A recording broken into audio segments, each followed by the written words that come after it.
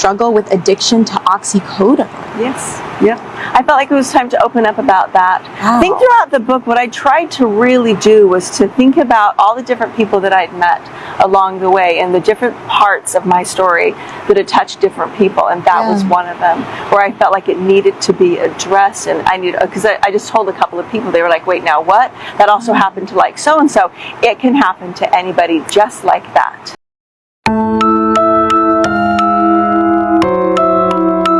For 2 years, you followed me down so many rabbit holes, chasing the secrets hidden away in dark places no one thinks to investigate. The closets that families fill to the brim, exploding with mysteries. But now, my life is undergoing major changes. A new country and a new closet to explore. Welcome to Rabbit from the Closet, where the secrets don't stay hidden for long.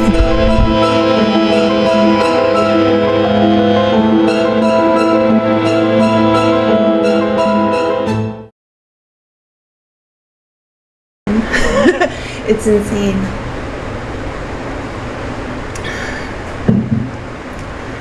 We're in flooding season here. Welcome back to Rabbit in the Closet. In today's video, we're moving beyond Christine's childhood and diving into chapters 2 through 6 of her new book. These chapters, listen to the beautiful thunder. These chapters take us through Christine's school years, what it was like to go from homeschooling to public school while secretly carrying the weight of her family's lifestyle. We'll talk about the importance of secrecy, the challenges she faced blending her private world with the outside one, and the ways she leaned more deeply into the AUB church as her faith and identity grew stronger. Okay, the rain's calmed down a little bit. And of course, this section also introduces a pivotal moment in Christine's journey, the story of how she first met Kody Brown, the man who would forever change the course of her life. So grab a seat in the closet with me, and let's pull out the hidden details of Christine's teenage years and the beginnings of her path into adulthood. Chapter 2, That's Not Us. When my parents decided to send us to public school after years of homeschooling my older siblings and me, it felt like magic. So chapter 2 is all about how Christine Brown's family started out very segregated from the rest of the world. They were deeply rooted in the AUB church. They were homeschooling their children, and Christine was incredibly sheltered by her family. She didn't even know that there were people outside of her community, that, her community wasn't all that's out there. And as we just heard about in chapter 1, the magic of this bubble kind of burst with the death of her grandfather, Rulon Allred, who was murdered by a relative. And this was a point in which Christine started to realize, wow, there's something big going on here. There's something outside of what my parents are telling me, and it is directly affecting our lives as a family. And now we're at a turning point where Christine is going to leave the home and go into public school. This chapter gives us great insight into who Christine was back then and how she became the woman that she is today, because it focuses on the fact that Christine was so excited to go to school because, she was a very extroverted child. She wanted to get out of the home and make a million more friends. But before she could leave the house and head off to 3rd grade or whatever grade she started, her parents had to sit her down and talk to her about how important, how essential it was that she absolutely stay quiet and forever keep the secret that she was living in a polygamist family. Christine writes that her parents told her, "Look, if the authorities find out your dad lives plural marriage, he's going to be thrown in jail and you're never going to see him again." Can you imagine what a heavy weight that was for a young child? Not only is she never to tell the secret of what's going on in her home, but the idea that if she did, it would be all her fault, that her father would be imprisoned and taken away from herself, her mom, and her siblings. Christine writes, "I was heading into 3rd grade. I just wanted to play. My concept of jail was so vague. It didn't seem good. could, and I didn't understand what my dad had done wrong. I knew I didn't want to lose him.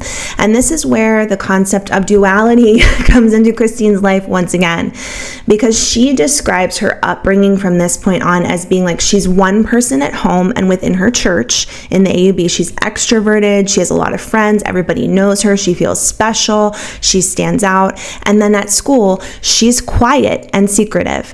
She goes on to describe throughout chapter 2 that she didn't really have very many friends. And a huge part of her existence in public school was keeping the secret of her family. So it becomes self-perpetuating. The AUB becomes the only safe haven for someone like Christine. She can only be herself, her true self, when she's at church. Christine writes, "Public school changed everything. I could no longer refer to Danielle as my sister. I had to fudge my relationships." And she goes on to talk about how it was very complicated for their parents. And she describes situations in which her father couldn't attend her performances after school as her father because it would be unfair because he couldn't attend Danielle's performances as Danielle's father. So sometimes he just didn't come at all. He didn't go to the school functions. She believes that it was because it wasn't fair for him to favor one child over another. And she writes, "That's when I started to fear the outside world and everybody in it. Teachers would ask me questions and I would freeze up. I even developed a lisp." So I think we can really see this later in Christine's life, because as we watched her through the seasons, I believe most of us could see that there were a lot of unfair things happening in that family. They were happening to women like Christine, and she was just accepting it. It's almost like she had been groomed to believe that this was the best, safest place for her, and there's no other place for her to go. And it's very self-perpetuating. I'm not even saying that there's a figurehead creating this grooming process. It's sort of like everyone is doing it to themselves. They love their husbands, their families, their siblings, so they're willing to participate in all of this secrecy. And this is really going to line Christine up for staying in a marriage that maybe wasn't very genuine, and then also really wanting to fight hard to bring polygamy out into the mainstream so that her children and children throughout polygamous households could finally stand up and say, you know, my father is married to multiple women. You can still come over and play. She wants her children to be able to be honest about what's going on in their home. And I think there's something very strong and admirable about that. That's one of the reasons why so many fans really flock towards Christine. The rest of chapter 2 talks a lot about the history of Grandpa Rulon, and we've already gone over that in my other videos, but just in case you haven't watched them, go ahead. You can always roll back. Eventually I'll put them all together in a playlist and mark them 1, 2, 3, 4.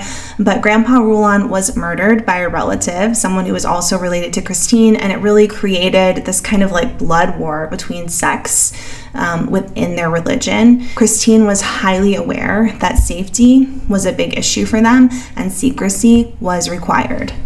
She also talks about how polygamy has been a part of the LDS faith since the inception of the religion. She talks about Joseph Smith, and she basically goes into her belief that many people have been covering this up for decades, and that it was still practiced. It may still be practiced throughout some of the LDS religion, and it's kind of blanketed over. It's another one of the major secrets of the religion, and she kind of sees her faction of the LDS church, or the path with which her grandfather took, Rulon, as being like more true to the doctrine and not trying to cover up the reality of what Joseph Smith tried to create in his original inception of the religion. At the end of the chapter, she writes, "There are now a few thousand of us, mostly in Utah and Wyoming. I say us as in that's how I grew up. That's who I was with Cody. That was my religion when I believed it was the best way to have a big family. Now, I suppose I could say them." Chapter 3, I Believed the World Would End. Another deep, insightful look into Christine's psyche and where she was coming from, having this relationship with Cody, having this large family in which she was making constant sacrifices. She's going to let us know a little bit about her faith and the fact that they were preparing for the end times. I do believe this is a big part of what was going on with the family when COVID hit. There were people who believed that COVID was going to be, the end of the world. I mean, Christine, in the seasons, the more recent seasons that we've seen, both Christine and Janelle have let us know that the family was stocking huge food stores. They were preparing for the end of time, some kind of apocalypse to come. When Christine left Cody and went to go become engaged and get married to David Woolley, I mean, that was a part of what Cody wanted to give to her, instead of helping her care for Truly or providing any kind of income for the care of his daughter. He's like, do you want your food stores? Go get that big chunk of food down in the basement. Don't forget that. And when Christine said, no, thank you, Cody was shocked. He was flabbergasted. And I remember seeing this interview with him where he was like, what are you going to do without your food stores? And I know that this is also a part of the LDS faith in general. But when we watch through the episodes where the family is going through COVID and the aftermath of it, you really get the feeling that there were some true believers in the mix of this family. They believed that the end times were coming. They were incredibly scared about what was going on with COVID. They were afraid of people dying, and rightly so. COVID was a scary situation, but to them it may have meant even more, like, are we going to be raptured? What's going to happen? And I think Cody and Robin really use that as an excuse to segregate themselves, to go off and have their own private little family. I mean, we've seen it, we've talked about it. So once again, using the AUB and the doctrine to serve your own purposes. I think for Christine and Janelle and Mary, they were using the doctrine to tell themselves, even though I'm unhappy and I'm being treated unfairly, it's okay, it's fine, because that's what God is requiring of me. And God says that I need to do everything I can to make this family successful. I need to get rid of all the jealousy. I have to ignore all the bad feelings. It's time for toxic positivity to be on the march in this household. And I'm sure it was toxic. I mean, we saw it toxic in the home. It's like these women were living with each other and not being truthful. They were nice to each other's faces and then going back to their small corner of the house and feeling resentful towards what was going on. But they were praying to a higher God and believing that this God was telling them, this is how you're supposed to live. This all served the purposes of Kody Brown, who really was living his life like a selfish prick. The world revolved around him. His wives revolved around him. His children revolved around him. They move where he wants to go. They do the things he wants to do. They spend money where he wants to spend it. And the end result was he decided he liked Robin the best and he was going to spend all his time with her. And he used the doctrine once again to support that. During chapter 3, Christine also speaks out about both of her moms and how much she loved both of them. She felt like when there was an issue with one mother, she could go to the other mother. She found them to be funny, sweet, and interactive with all of their children. I think this is where polygamy really worked for Christine, and maybe where it works for a lot of people. I think that I've heard from several former members of the AUB that they got some enjoyment out of being a child in polygamy. There are others who have said there was abuse and there were horrible things going on, but I think this is where I don't hear a lot of wives coming forward and being like, this is the best way to live my life. I think they're a little more honest and like, it is really hard. We are trying to get over issues with jealousy, trying to share everything. But when you hear from children, they're like, I loved having so many siblings. I love having more than one mom to go to. I always felt like there was someone I could be with or go to when times were hard. I could see how this would be a real draw if you were born into this type of community and you have a good experience as a child. It would lead you to believe, like, why wouldn't I continue on and give this experience to my children? That could be a huge draw, a huge point, a factor in which a lot of these wives and husbands want to stay in this kind of situation. If they grew up loving their families, then they might say it would be great to recreate this. But unfortunately, once you become a parent in the household, you're dealing with a whole other set of circumstances. She also describes her mother as being more liberal than a lot of other people in the church. Her mom would talk about and support a lot of the doctrine from the AUB, but then she would also talk about the outside perspective, the opposing viewpoint. And sometimes she would say to Christine, like, yeah, well, I think what they're saying is bullshit. So this must have lent to Christine being the person that she is. We've watched her raise her children with a mindset of, I want you to do what makes you happy. I'm not saying you have to go into a polygamous marriage like I did. I'm not saying you have to stay in the AUB like I did. She was open to her children living their truth as gay or transgender. She was just always very supportive of the children in the household overall. I think we can see here that it comes from her mom kind of taking a stance that was outside of what many women in the church were thinking and feeling at that point in time. Chapter 4, No Girl Wants a Story Like That.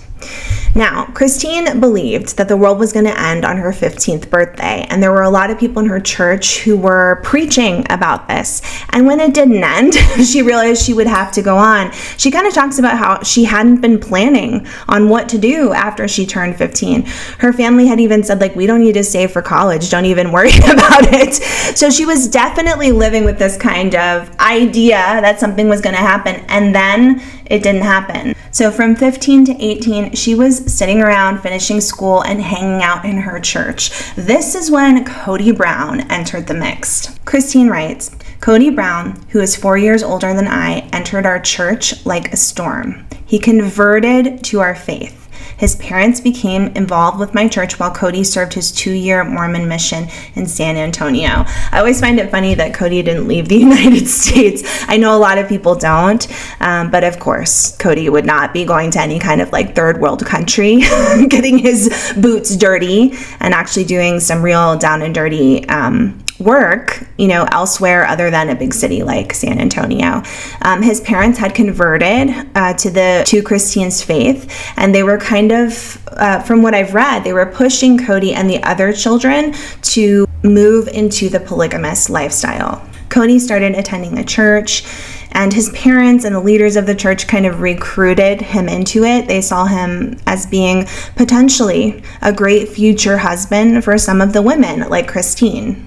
Christine lets us know that immediately Kody was very popular in the church.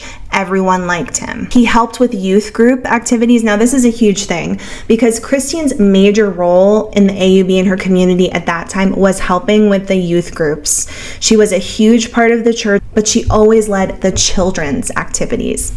She says that she was drawn to him because she always felt that he was speaking about their religion in a very compelling way. She felt that he was good looking and had electric blue eyes and perfect blonde 80s hair. Christine writes, when I met him at church, we hit it off instantly.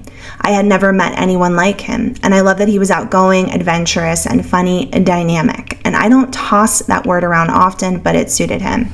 Yeah, I mean, we can really see that. That is definitely something we saw from Kody in the beginning of the Sister Wives saga. In the first episodes, the first seasons, we could see that Kody was quite dynamic in the way he handled himself, that he was, whereas the wives were presenting as kind of like supportive roles, they were always supporting Kody. He was in the middle of all of them, and Kody was like, look at me, world. I'm here. I'm ready to be on stage. He was zooming around in his sports car back then. He was presenting himself in a way that would be attractive to the outside world. Now, at 18 years old, Christine started community college, and she actually moved into an apartment with 2 other roommates. She was free. She was living a life outside of just her family, although the people she was living with were also from the church.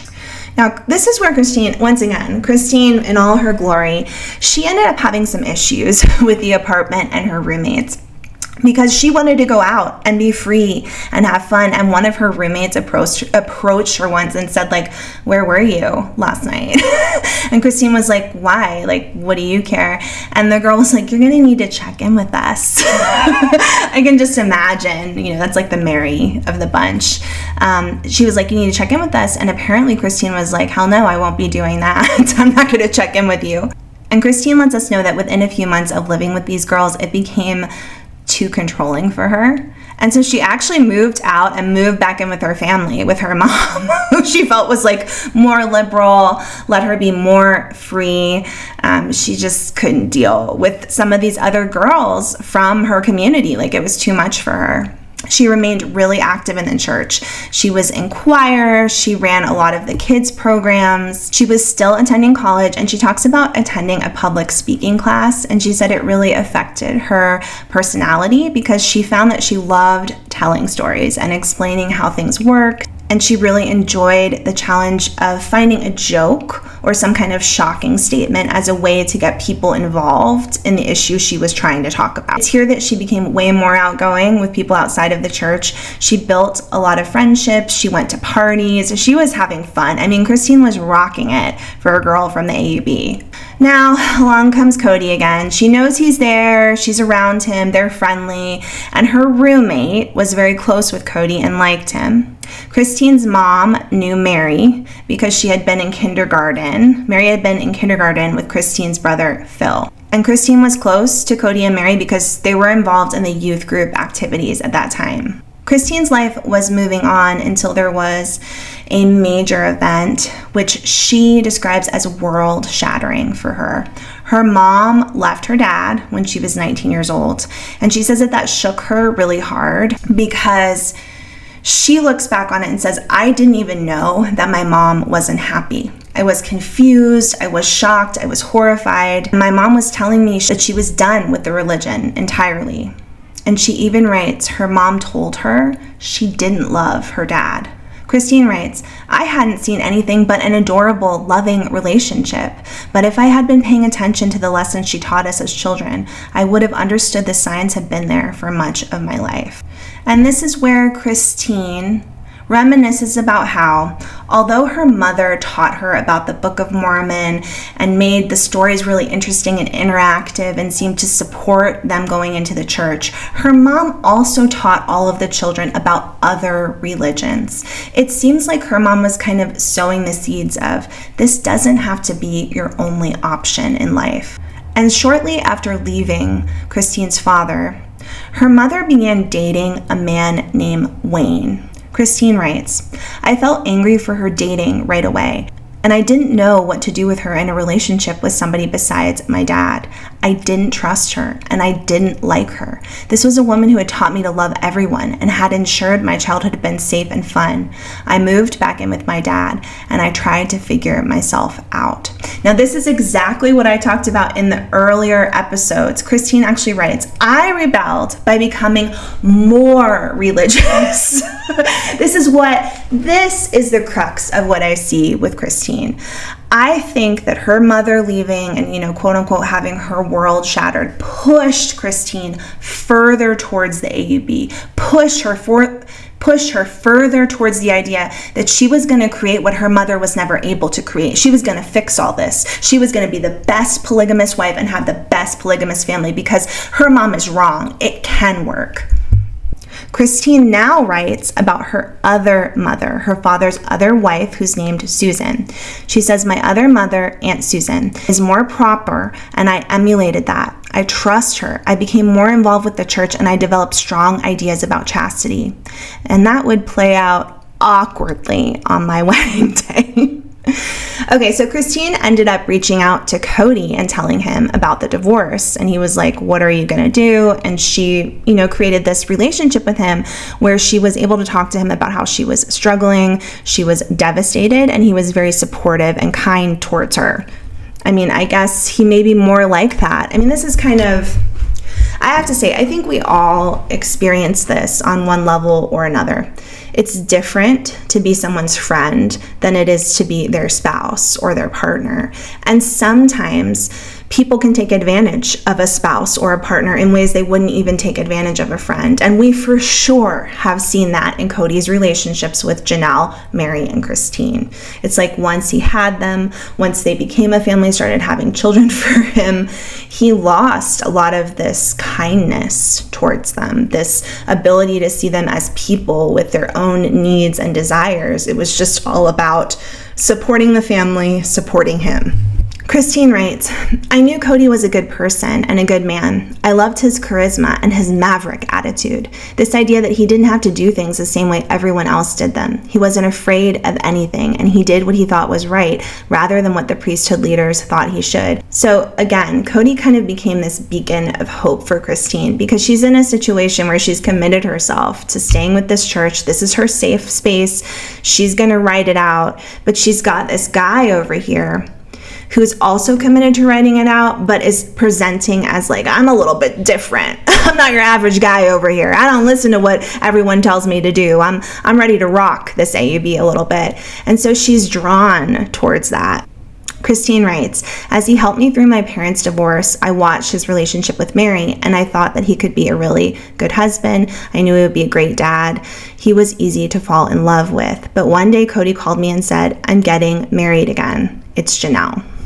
Now, Christine didn't know Janelle very well, and she kind of says she was bummed out. I think she thought if they were going to pick another wife, maybe it would be her. She says she was already, this is what's crazy to me, she was already thinking, well, it doesn't break my heart because if he takes a third wife, it could be me.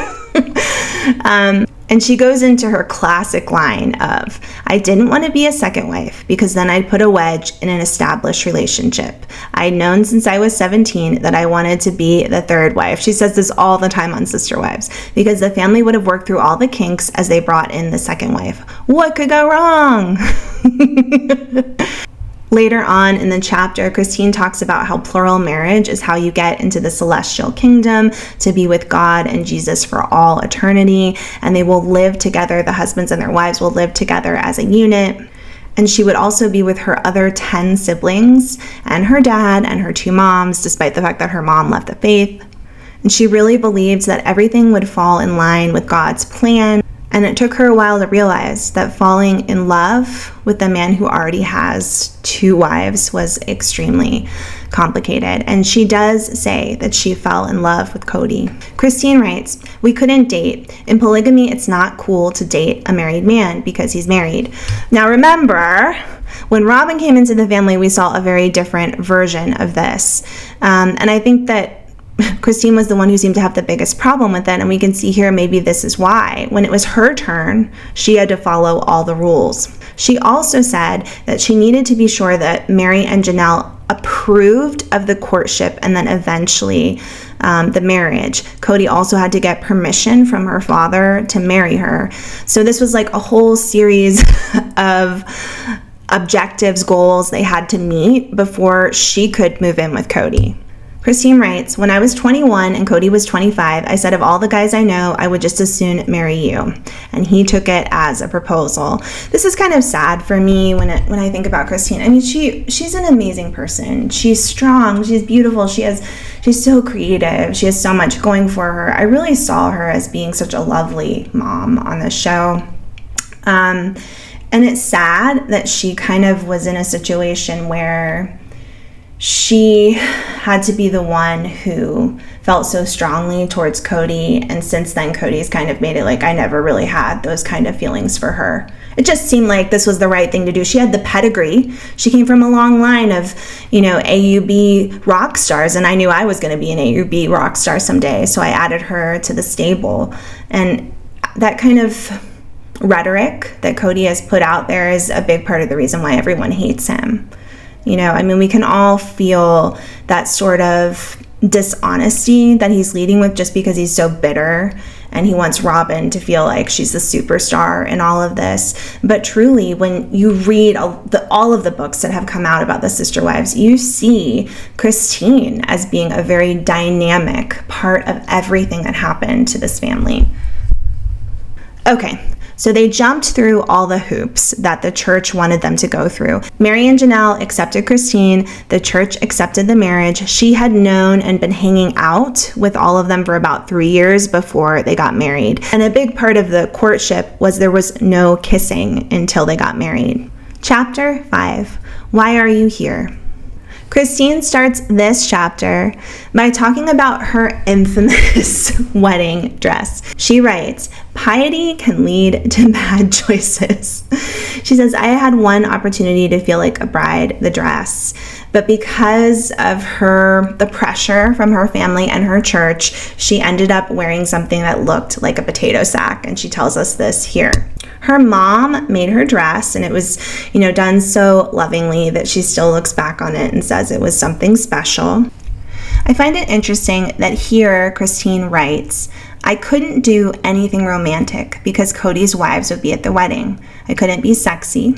I couldn't make eyes at my fiance. I couldn't hold Cody's hands or whisper in his ear over cake.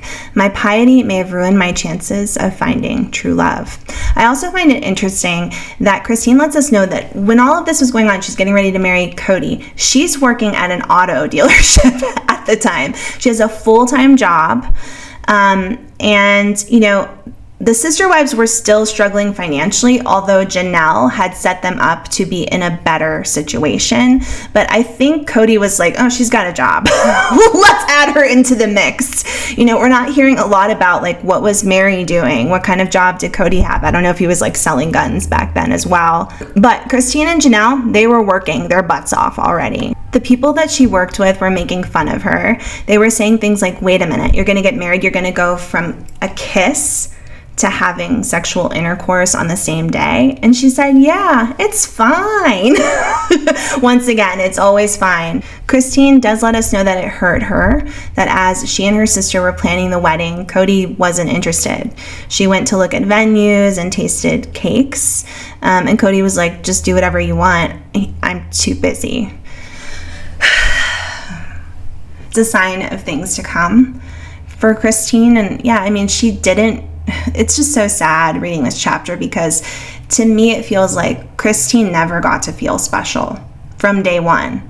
It's like Robin seems to have had a lot of special things happening on her wedding day and around her courtship, but it's almost like Christine was just added on, thrown into the family.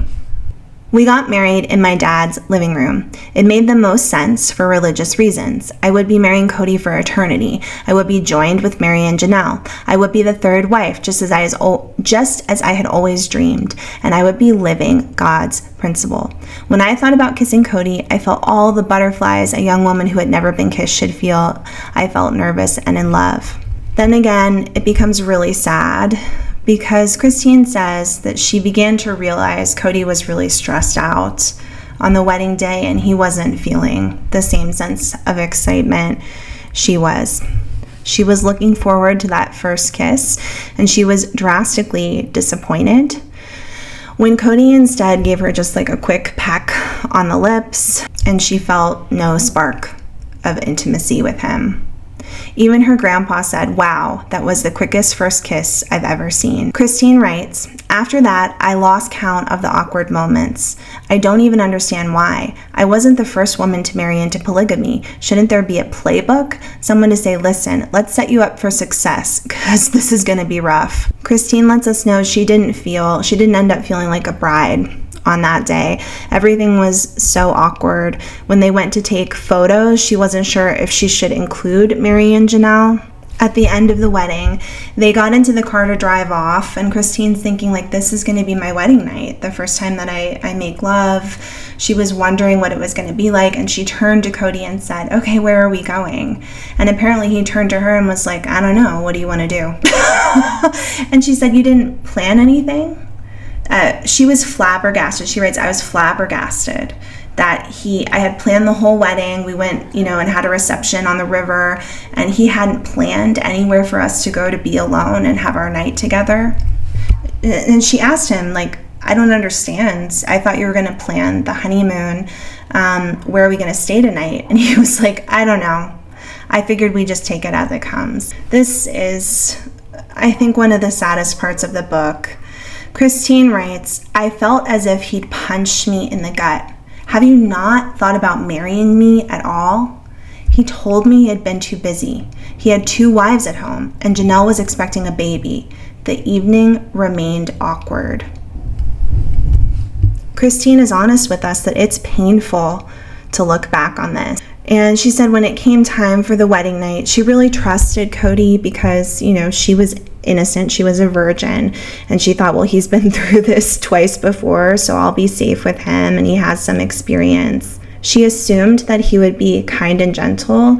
And yet, when the time came, she said that actually it was incredibly painful for her, and she cried.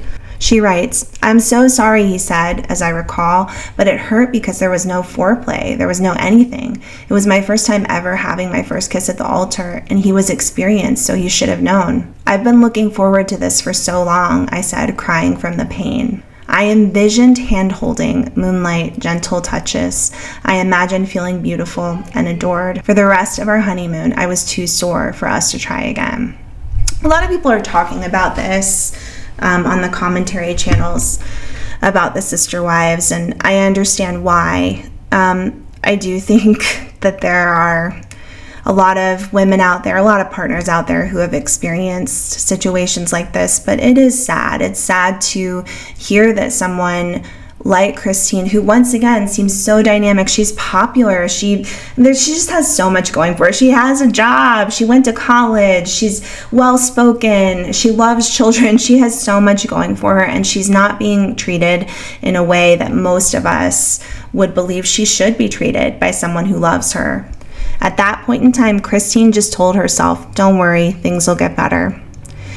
And I think she did a lot of that through the rest of the years that she spent with Cody. Chapter 6, I associated them with pain.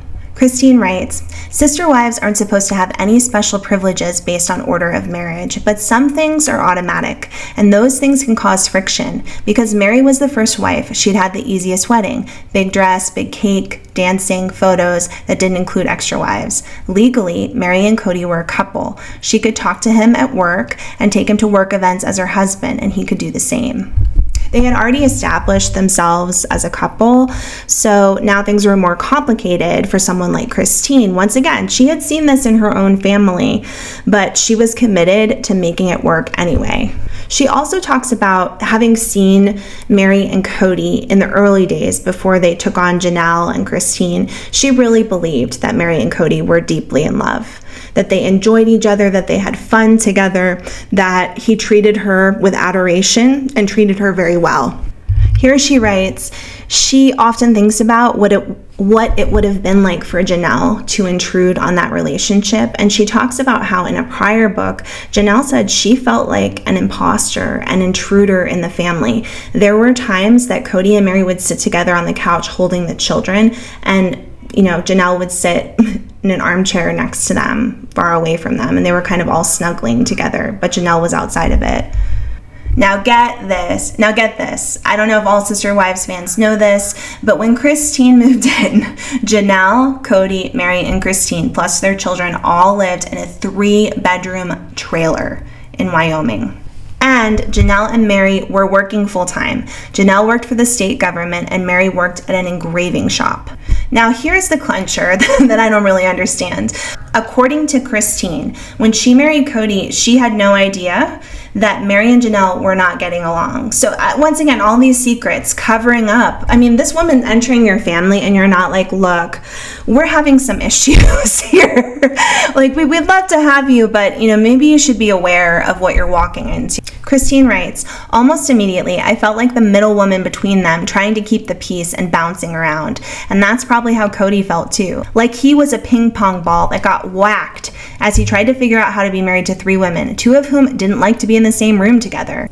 Christine came to believe that she was kind of invited into the family because Mary and Janelle had hoped maybe she would relieve some of the tension and fix the problem. Christine writes, but Mary was so judgmental of everything Janelle did, I thought. I remember thinking, what does it matter what kind of pancakes she likes? Who cares? And Janelle was so independent that she'd just be like, I'm done, and she'd disappear, which wasn't easy in a 3-bedroom trailer. Now, we all know that Janelle literally just left the family, took her kids at one point, left Cody, left Mary, and I think she did that a couple of times throughout the relationship. She's just gone. She's at work or she leaves entirely. And Christine admits that she got along with Mary better, and she felt that this was just because Janelle was kind of quiet and off and doing her own thing. She and Mary would do things together. They enjoyed gardening. And because they were living pretty much in poverty, they would do things like canned food together. They both came from the same background, and Janelle was kind of the outsider working in the state government. Christine lets us know Cody and Mary fought all the time. So she really had this inside track. Like I'm just shocked that before she went into the marriage, she didn't know any of this. She gets into the house and, oh man, does that closet come busting open with secrets. Mary and Cody, they fought all the time. Even if they were just hanging out and chatting, they would be fighting. Christine says, I felt they were in love, but it was just like a very rocky, I love you, I hate you. And she got mad about everything, and I didn't understand why, says Christine. Looking back, Christine has come to believe that a lot of what was going on with Mary is she never knew where she stood with Cody. And having 2 other wives never helped the dynamic. Christine said that she found herself really good at managing her relationship with Mary and Janelle, but then feeling like she really didn't know Cody at all, barely spent any time with him. It's like she was just brought in to be the babysitter of these 2 women who can't get along with each other. She really came to miss the friend she had before the marriage. Now he was incredibly serious, stressed out, overwhelmed, and that was not how he presented to her when she was not his wife. I mean, this is huge. I think we see this in Cody too. He presents a mask to the outside world. I mean, you can see that. I'm sorry, Christine, but from day one of the Sister Wives, when we first meet Cody in the first season, first episode, you can tell he's putting on an effing show for everybody. I mean, that is his personality. He puts on a show, and then when he actually goes home, it's probably when he shows his true self. Stressed out, angry, unhappy. I mean, you're going to be stressed out when you have 3 wives and no money.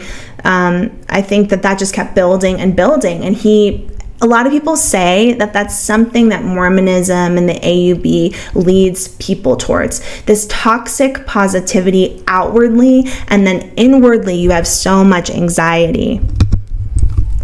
Christine writes, for the first few years of hanging out with him, I believed he was an independent thinker. After we got married, I was stunned to see how much he relied on other people's opinions.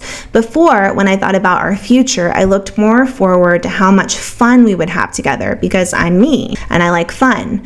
But everything changed, in part because he was overwhelmed. We didn't have enough money. He fought with Mary and Janelle fought with each other, and Cody had to appear to outsiders as a monogamist. He was distant towards Christine, and that's the best description of their relationship for years. Christine stayed in a relationship in which she wasn't loved, she wasn't treated right. She talks about how it was really hard to watch him and hear him with the other wives, especially when he was having fun or enjoying his time with them. She also had to be really careful about trying not to demonstrate affection in front of the other wives. She talks about wearing the Mormon garments, the underwear that most Mormons wear, and how they're meant to remind her of her covenant and protect her from evil. She goes into how she eventually came to associate the garments with pain. She was hot in them. She talks about how she and Cody even had intimate relationships wearing the garments. Once again, she's so distanced from Cody in this relationship. I can fully understand that. She felt like he didn't love her, and it sounds like he didn't. Now, I don't I think there was just so much going on in his life, and that's what she writes about here. He's stressed out. They have no money. He's expected to take on more wives. He's got multiple wives fighting with each other. He's probably putting out fires in that Mary is constantly throwing a fit. He's got to run over there and be with her and give her all the affection and love. Christine is kind of like the kind, fun, let's go out and all get along person, and he just sort of leaves her off to herself. It is incredibly sad to me when she says that she believes Cody made her wear the garments when they were being intimate because he didn't want to have skin-on-skin contact with her. Christine writes, I was always covered. It would take me years to figure out why. It would take years for me to feel good in my own body. I had been so confident when I got married, but that part of my personality started to erode. That first year, I lost myself. And that's the end of chapter 6. Christine is being incredibly real and honest with us in this book. I really appreciate it. I think we can all relate to some of the smaller things that Christine goes through, because I'm going to be honest with you, none of our relationships are perfect, but this is so extreme. It's so extreme what she's going through that it's horrendous. I really have this feeling of, I'm so sorry, Christine. I'm so sorry this was your experience and this is what you thought you had to live. Because Christine is an amazing person. We've seen that over the years. And unfortunately, this system of religion pushed her into believing this was all that was out there for her. As we close these chapters, what stands out most is just how brutally honest Christine is willing to be with us. She doesn't hide her sadness or the truth that her marriage to Cody never gave her the intimacy or love story she dreamed of. From the beginning, she was used, caught in a relationship that never offered her the foundation of a traditional romance. It's raw, it's painful, and it's real.